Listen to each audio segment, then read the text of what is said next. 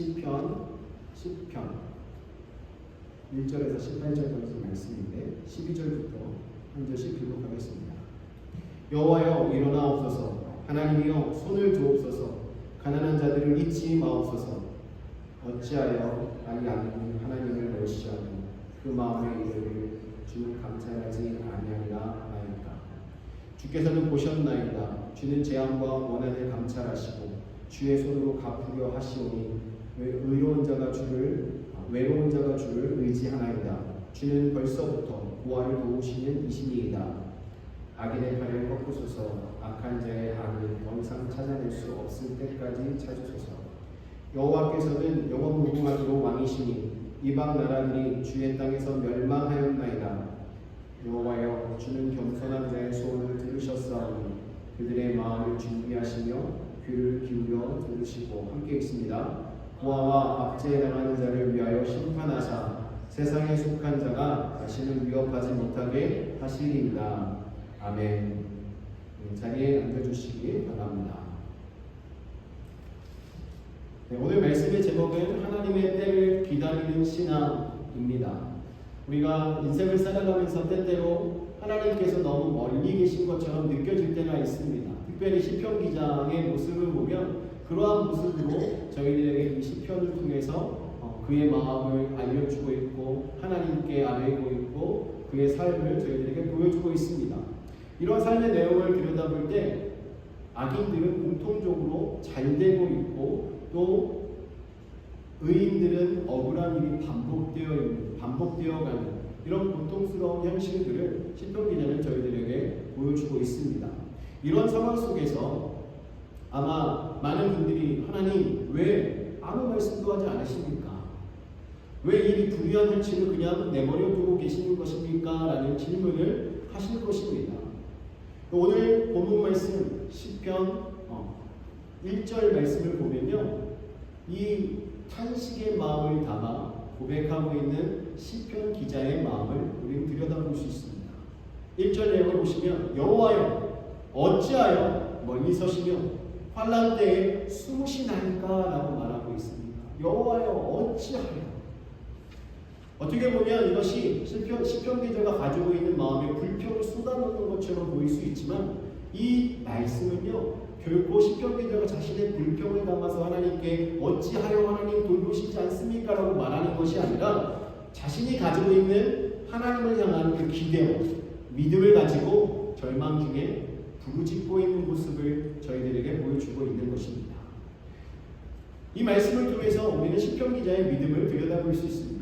어떤 상황 속에서도 하나님을 온전히 바라보고 하나님께 이 문제를 아뢰고 있는 이 모습을 통해서 시편 기자가 여전히 하나님을 신뢰하고 있다는 것을 우리는 들여다볼 수 있는데요. 찰스 스펄전 목사님이 이 시편을 보면서 이렇게 표현했습니다. 이 시를 무신론자의 확신이 지배하는 세상 속에서 하나님의 백성이 느끼는 깊은 고통과 갈망을 나타내는 시다라고 표현을 하면서 이렇게 말했습니다. 하나님이 멀리 보일 때야, 그때야말로 그분을 가장 간절하게 찾게 되는 시간이다. 하나님이 멀리 계신 것 같이 느껴질 때, 우리가 고통 속에 있을 때 비로소 믿음이 있는 자들은 하나님을 더욱 깊이 찾는다는 것입니다.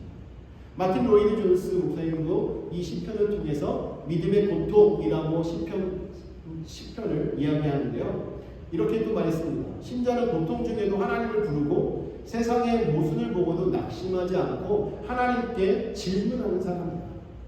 사람들에게 답을 찾는 자가 아니라 하나님께 질문하고 하나님께 답을 찾는 자다라고 말씀하였습니다. 지금 말씀드렸던 이러한 모습들이 오늘 시편 내용을 통해서 저희들에게 보여지고 있습니다. 그래서 시편 기자가 하나님께 어찌하여 멀리 서 계시며 어찌하여 환난 때에 숨으십니까? 라고 간청하면서 탄식하며 드리는 이 기도의 내용을 통해서 시편 기자가 어떤 믿음으로 살아가고 있고 어떤 믿음으로 하나님의 때를 기다리고 있는지를 저희들에게 보여주고 있는 것입니다. 그래서 저희는 오늘 이 말씀을 통해서 진정 하나님의 때를 기다리는 신앙은 어떤 모습으로 신앙생활하는 자인지 시편 기자의 기도를 통해서 우리가 살펴보도록 하겠습니다. 첫 번째로 시편 기자는요, 악인의 구체적인 모습을 저희들에게 알려주고 있습니다. 그의 주변에 어떤 악인들이 있는지를 저희들에게 말하고 있는데요. 시편 기자의 삶 속에 너무나도 억울하고 정말 현실적으로 보았을 때 너무 모순적인 이런 행동들이 그 주변에서 일어나고 있었던 것입니다. 그래서 하나님께 드렸던 이 탄식에 가까운 기도는요, 하나님을 향한 간절한 기대를 가지고 하나님께 기도하며 하나님께 나아가고 있었던 것입니다. 그렇기 때문에 시편 기자가 어찌하여라고 이렇게 묻고 있는 이 질문을요, 우리가 바라볼 때 과연 이 시편 기자가 어떤 상황 속에 있었고 주변에 어떤 자들이 있었기에 이러한 고백을 하고 있는가 생각해 보아야 하는 것입니다. 시편 기자가 2절부터 11절까지의 내용을 통해서 악인들이 어떠한 모습으로 그 주변에 있는지를 아주 상세하게 저희들에게 표현하고 있습니다. 시편 기자는 이 악인의 교만함과 포악함을 저희들에게 고발하고 있고, 거짓됨과 탐욕스러움과 또 무신론적인 사고방식으로 너무나 폭력적이었던 이런 모습들을 낱낱이 하나님께 아뢰고 있습니다. 이 절을 보시면 악인은요, 교만하여 가련한 자를 심히 압박하는 자들이다 라고 말씀을 하고 있습니다. 교만은 단순한 그의 태도만을 말하는 것이 아니라 그의 태도가 폭력적으로 드러나고 있음을 말하고 있는 거예요. 악인들이 교만하다 보니까 그 교만함으로 인하여서 그 주변에 있는 사람들에게 그 교만함이 폭력으로 드러났다는 것입니다. 압박한다는 말은 사냥꾼이 먹이를 몰아가는 것처럼 가난한 자들을 올가미에 빠뜨리고 추격하는 모습을 나타내고 있는 것입니다. 옆에 있는 연약한 자들을 너무나 살지 못하게 등들 볶고 힘들게 만드는 이 모습을 표현하고 있는 거예요. 그리고 3절에 보시면 이 악인이 자신이 탐욕스럽게 얻은 것을 자랑하면서 심지어는 여호와를 배반하여 멸시하고 있다라고 시편 기자는 표현을 하고 있습니다. 교만함 때문에 하나님을 경외하거나 하나님을 바라보는 이런 마음조차도 없는 자다라고 말하고 있는 것입니다. 또한 4절에서는 이 악인들의 사고방식에 대해서 가르쳐주고 있습니다. 4절 내용을 보시면 그의 교만한 얼굴로 말하기를 여호와께서 이를 감찰하지 아니하신다 하며 그의 모든 사상에 하나님이 없다 하나이다 라고 말하고 있습니다. 그러니까 악인들은요, 그들의 생각 속에 하나님의 존재는 없는 것입니다. 무신론자인 거예요. 그러다 보니까 주변의 사람들이 신앙생활하는 종교적인 모습들을 이해를 하면서도 인정을 하면서도 자신은 신이 없다라고 생각하고 모든 상황 속에서 그의 사고방식이 신의 존재를 부정하면서 시작되는 것을 말하고 있는 겁니다. 그리고 5절과 6절에서는 이 악인들이 외적으로 얼마나 성공한 모습을 가지고 있는지에 대해서 말하고 있습니다. 그의 길은 항상 견고하고 주의 심판은 그의 시야에서 멀다라고 이렇게 표현하고 있는데요. 악인들은 하나님의 심판에 대한 경고를 전혀 두려워하지 않으며 살아갔던 자들입니다. 왜냐하면 자신들이 가지고 있는 것이 너무나 많다 보니까 결코 흔들리지 않을 것처럼 생각하고 살아갔던 것입니다. 이러한 오만함이 악인들의 대표적인 특징입니다. 지금 자신이 가지고 있는 권력과 재물과 영향력, 그것을 믿고 자신의 시대가 끝나지 않을 것처럼 생각하며 항상 자신이 옳다라고 여기며 살아갑니다. 그리고 7절에서 10절까지는 악인의 언행과 행위가 더욱 구체적으로 묘사되고 있습니다. 7절 내용을 보시면 그의 입에는 저주와 거짓과 포악이 충만하여 그의 혀 밑에는 잔해와 죄악이 있나이다 라고 말합니다. 악인은요, 입으로 사람을 죽이는 자입니다. 입술에 저주를 담고 있고 포악을 담고 있고 거짓을 담고 있어서 그 입술로 많은 이들을 죽인다는 것이죠. 오늘날 시대를 보면 많이 공감되지 않습니까? SNS를 통해서 댓글을 통해서 얼마나 많은 루머들을 조작하고 얼마나 많은 거짓들을 퍼뜨리면서 사람들을 미혹합니다. 악인들이 행하는 모습들이 예나 지금이나 다름이 없다라는 것입니다. 그리고 말씀해 보면 악인은 마을 구석에 앉아서 약자를 엿보고 은밀한 곳에서 무고한 자를 죽이며 있는 자들이다라고 말씀하고 있습니다. 여러분, 오늘날 구조와 제도를 통해서 정말 약한 자를 짓밟는 이러한 현실들을 예리하게 보여주고 있는 모습입니다. 11절 말씀에서는 그 악인의 내면이 다시 어떤지 가르쳐주고 있습니다. 하나님이 잊으셨고 그의 얼굴을 가리셨으니 영원히 보지 아니하시리라. 이것이 악인의 결정적인 교만입니다. 하나님을 바라보지 않고 하나님의 존재를 부정하며 살아가는 것, 또 하나님이 침묵한다고 여기면서 그냥 자신의 멋대로 살아가는 모습, 이런 것들이 악인들의 모습이라는 것입니다. 악인들은 하나님의 침묵을 하나님의 부재로 이해합니다. 그러나 믿음이 있는 자들은요, 하나님의 침묵을 하나님께서 인내하며 기다려주시는 것으로 생각하며 살아갑니다. 하나님이 침묵하시는 것은 결코 무관심이 아닙니다.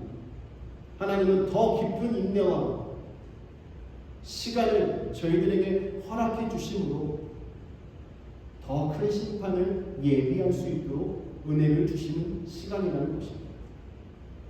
여러분, 이와 같이 시편 기자가 고발하고 있는 악인들은요, 정말 꺼리낌 없이 죄를 짓고 정말 주변에 있는 사람들을 어렵게 만들면서 자신이 가지고 있는 것을 누리며 정말 아주 부끄러움 없이 많은 횡포를 부리며 살아가고 있는 모습을 시편 기자 주변에 있는 이 악인들의 모습을 시편 기자는 하나님께 토로하며 이야기하고 있는 것입니다.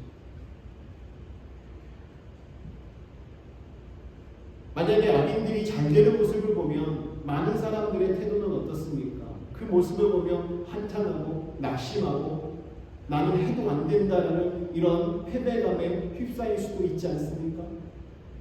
하지만 오늘 시편 기자는요, 악인들의 모습을 바라보면서 그러한 모습으로 주저앉지 않았습니다. 낙심하지 않았습니다.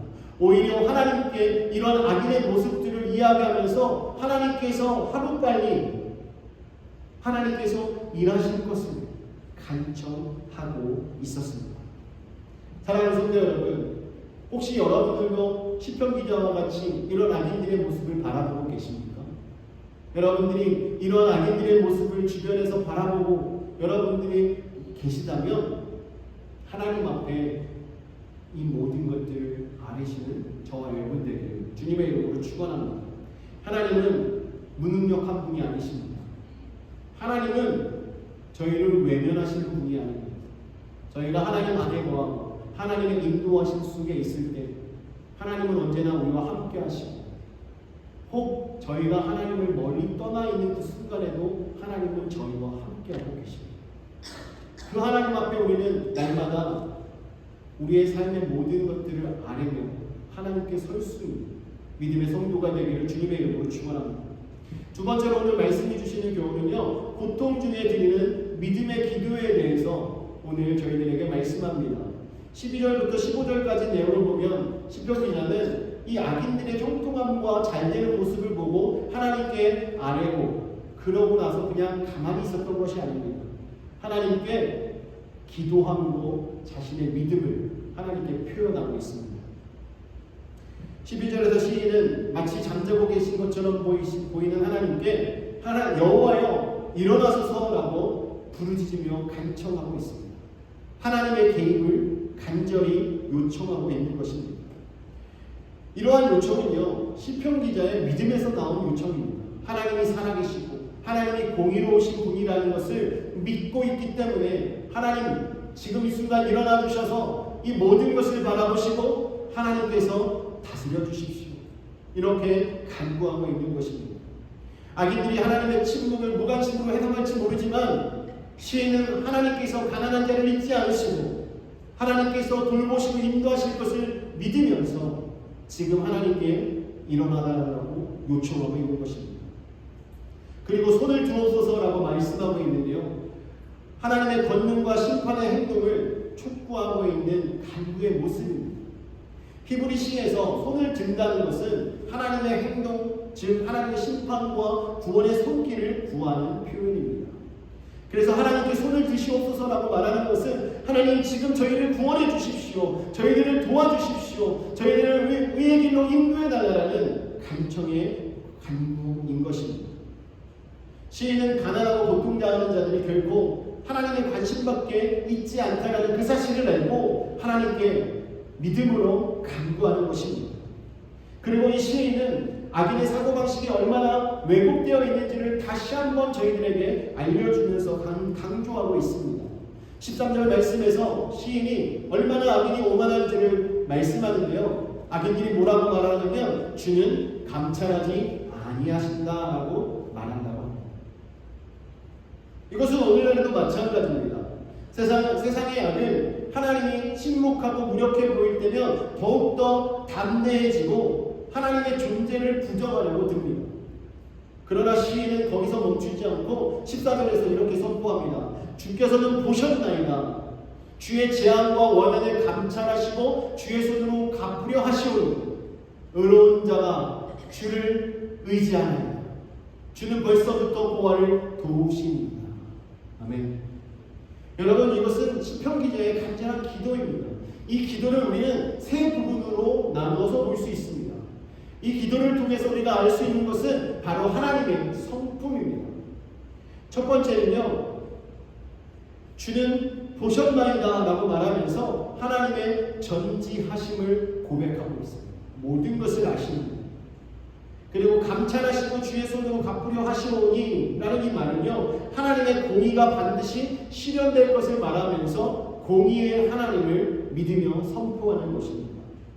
마지막으로 외로운 자가 주를 의지하나이다 라고 이야기하면서 모든 인간적 도움의 손길이 끊어졌을 때 오직 하나님만 붙드는 고백을 하고 있습니다. 이러한 고백이 나올 수 있었던 것은 우리의 하나님이 자비의 하나님이심을 알고 있었기 때문에 이러한 고백을 드렸던 것입니다.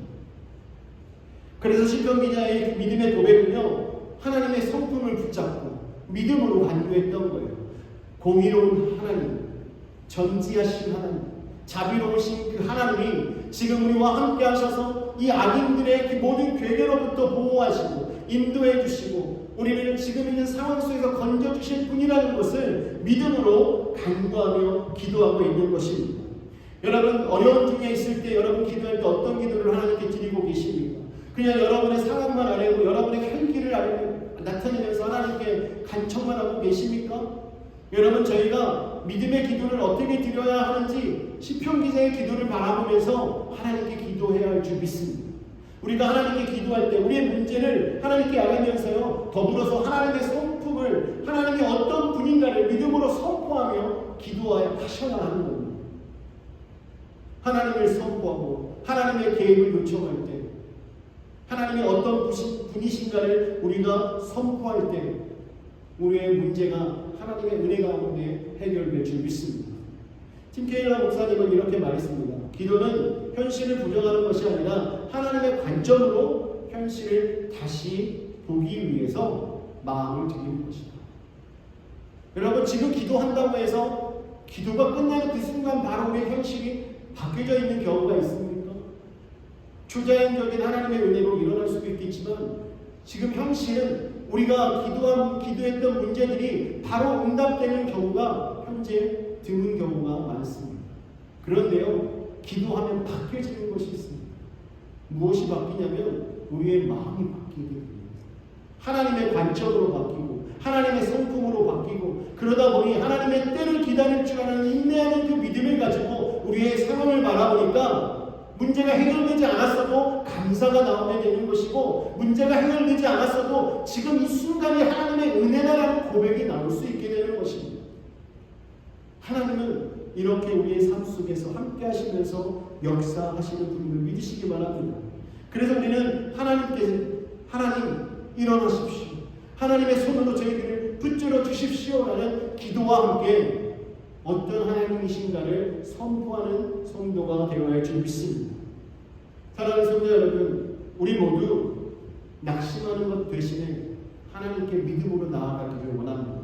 그리고 우리가 문제 앞에 분노하는 것 대신에 하나님 앞에 부르짖어 간구하는 성도가 되기를 원합니다. 또한 여러분, 절망하는 것 대신에 우리의 전부가 되신 하나님을 바라보며 소망을 선택하는, 고난 중에도 함께 하시는 그 하나님 앞에 나아가 기도하시는 저와 여러분 되시기를 주님의 이름으로 축원합니다. 마지막으로 오늘 본문 말씀이 주시는 교훈은요, 하나님의 정의와 심판을 확신하라는 것입니다. 시편 기자는 절망의 탄식으로 오늘 시편을 시작했지만 시간이 지나면서 시편 기자의 고백을 들여다보면 하나님께서 모든 일을 행하실 것이라는 확신 속에 하나님께 찬양과 영광을 드리고 있는 것을 볼 수 있습니다. 여호와께서는 영원무궁하도록 왕이시니라고 시편 기자는 고백합니다. 이 고백은 하나님의 주권과 통치를 확신하며 선포하고 있는 시편 기자의 신앙입니다. 과연 여러분은 하나님께서 여러분들에게 영원무궁하신 왕이시라는 이러한 믿음의 고백이 선포되고 계십니까? 우리가 살아가는 모든 환경과 모든 순간 속에서 악인들이 득세하고 악인들이 잘 되는 것 같고 하나님이 일하시지 않는 것 같은 그런 상황이 펼쳐진다 할지라도 여러분, 저희들은 우리 하나님께서 영원무궁하신 왕이심을 믿음으로 선포하며 살아가는 성도가 되어야 할 줄 믿습니다.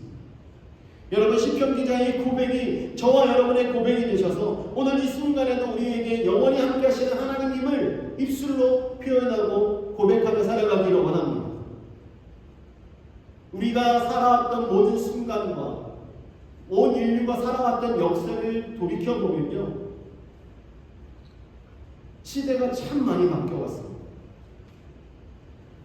역사 속에서 유명했던 사람들의 모습들을 보면 좋은 영향력과 나쁜 영향력을 끼쳤던 사람들이 있는데요, 그 순간순간마다 사람들이 태평성대하는 것이 오래갈 줄 알았고 또 악한 사람의 통치 가운데 힘들고 어려운 삶이 계속될 줄 알았는데 계속 그 시기는 지나가고 새로운 시대가 계속 이어져 오고 있는 것을 볼 수 있습니다. 하지만 여러분, 결코 변하지 않는 한 분이 계십니다. 지난 새벽 시간에도 말씀드렸지만 우리 여호와 하나님 이 한 분만큼은 결코 변하지 않습니다. 하늘의 보좌와 하나님의 통치는 영원하고 변하지 않는다는 사실입니다. 이사야 33장 22절 말씀에 말합니다. 대저 여호와는 우리 재판장이시요 여호와는 우리에게 율법을 세우시니요 여호와는 우리의 왕이시니 그가 우리를 구원하실 것이니라. 아멘. 여러분, 이러한 고백이 저와 여러분의 고백이 되기를 원합니다. 우리 하나님은 재판장이십니다. 또 왕이 되십니다. 우리의 구원자가 되심을 믿으시기 바랍니다. 그래서 시편 기자가 17절에 고백합니다. 여호와여, 주는 겸손한 자의 소원을 들으셨사오니, 음성 부르짖음을 듣고 하나님께서 일하실 것을 신뢰하는 시편 기자의 고백입니다. 여러분, 이 세상 사람들이 저희들을 외면한다 할지라도 우리 하나님은 결코 저희들을 외면하는 분이 아니십니다. 하나님 앞에 우리의 믿음으로 하나님께 모든 것을 맡기고 나아가면 하나님은 저희들의 소원을 들어 응답해 주실 줄 믿습니다. 여러분이 겸손함 하나님께 아뢰신다면 하나님의 이 통치와 하나님의 다스림 가운데 여러분의 간구가 응답되어서 여러분의 억울함을 풀어주시고 여러분과 언제나 함께 하시며 여러분에게 힘이 되어주시는 그 하나님을 경험하게 될 줄 믿습니다. 시편 기자는 과거의 하나님의 응답을 기억하면서 현재의 고난 가운데서도 믿음으로 기도하는 모습을 저희들에게 보여주는 것입니다. 여기에 보면 들으셨사오니라는 이 말은 과거에 그냥 응답하고 끝난 하나님을 말씀하고 있는 게 아니라요, 과거에도 응답하셨고 지금도 응답하시고 앞으로도 함께 하실 그 하나님을 믿음으로 고백하고 있는 것입니다. 저와 여러분이 인생을 살아가면서 품어야 될 믿음의 자세입니다. 하나님께서 들으셨사오니, 과거에 들으셨기 때문에 오늘도 응답하시고 앞으로도 응답하실 것을 믿습니다. 어제나 오늘이나 내일이나 언제나 변함없이 저희들을 사랑하시고 인도해 주시고 저희들의 부르짖음에 들어 응답해 주실 것을 믿습니다. 고백하는 믿음이 저와 여러분에게 있어야 할 줄 믿습니다. 18절 말씀에서 고아와 압제당하는 자를 위하여 심판하사 세상에 속한 자가 다시는 위협하지 못하게 하시리이다라고 시편 기자가 고백합니다. 이것은 앞으로 하나님께서 최종적인 심판의 날에 행하실 일을 바라보면서 하나님의 약속을 붙잡고 드리는 고백인 것입니다. 하나님은 악인들의 모든 행동들을 그냥 두시지 않습니다. 하나님의 때에 하나님께서는 반드시 그것을 심판하시고 공의롭게 모든 일을 세워가시는 분이십니다. 그렇기 때문에 우리는 하나님의 심판이 공의롭다라는 이 사실을 믿고 하나님의 심판은 반드시 이루어질 것이라는 그 믿음을 가지고 우리 하루하루의 삶을 살아가야 할 줄 믿습니다. 하나님은 언제나 억눌리고 고통받는 자들 사이에서 역사하십니다. 또한 하나님 앞에 간절한 마음으로 탄식하는 마음으로 하나님께 믿음으로 고백하는 자의 그 기도를 들어 응답하시는 분입니다. 팀 켈러 목사님은 이 시편을 해석하면서 이렇게 말했습니다. 하나님은 고통 중에 있는 자를 절대로 잊지 않으신다. 오히려 그 고통 속에서 하나님의 정의를 가장 강하게 드러내신다라고 말씀합니다. 저와 여러분이 연약할 때, 저와 여러분이 낙심하고 있을 때, 넘어져 있을 때 하나님께서 가장 강력하게 역사하실 순간임을 믿으시기 바랍니다. 우리가 모든 것을 하나님께 맡기고 하나님께 믿음으로 내려놓고 나아간다면 하나님은 오늘 시편 기자가 고백하는 것처럼 공의로 저희들에게 다가오시고 긍휼로 저희들에게 다가오시고 저희에게 하나님은 크신 사랑으로 함께 하실 줄 믿습니다. 우리가 살아가는 세상은 항상 불의로 가득 찰 수 있습니다. 그렇기 때문에 우리는 더욱더 시편 기자가 가지고 있는 이 믿음을 본받아서 그런 상황 속에서 믿음의 사람으로 어떻게 살아가야 할 것인가에 대한 고민을 하며 하나님 앞에 믿음으로 모든 일을 아뢰며 살아가는 삶이 되어야 할 줄 믿습니다. 하나님은 결코 침묵하시는 분이 아닙니다. 여러분들이 간구하실 때 어떤 악인들이 여러분 주변에서 여러분들을 괴롭힌다 할지라도 여러분들이 간구하시는 그 순간 하나님은 듣고 응답해 주시며 여러분들을 위로하시고 여러분들을 인도하시고 여러분들의 필요를 채우시면서 하나님의 나라를 맛볼 수 있도록 인도하실 줄 믿습니다. 그러므로 사랑하는 성도 여러분, 저와 여러분이 하나님 앞에 시편 기자와 같이 우리의 모든 상황을 기도함으로 아뢰시는 성도가 되기를 원합니다. 여러분들이 기도하실 때 그냥 막연하게 기도하는 것이 아니라 하나님께서 행하실 것을 믿고 구하는 성도가 되기를 원합니다. 모든 것을 다 아시는 하나님, 저희들에게 자비를 베풀어 주시고 공의로 함께하여 주실 줄 믿습니다.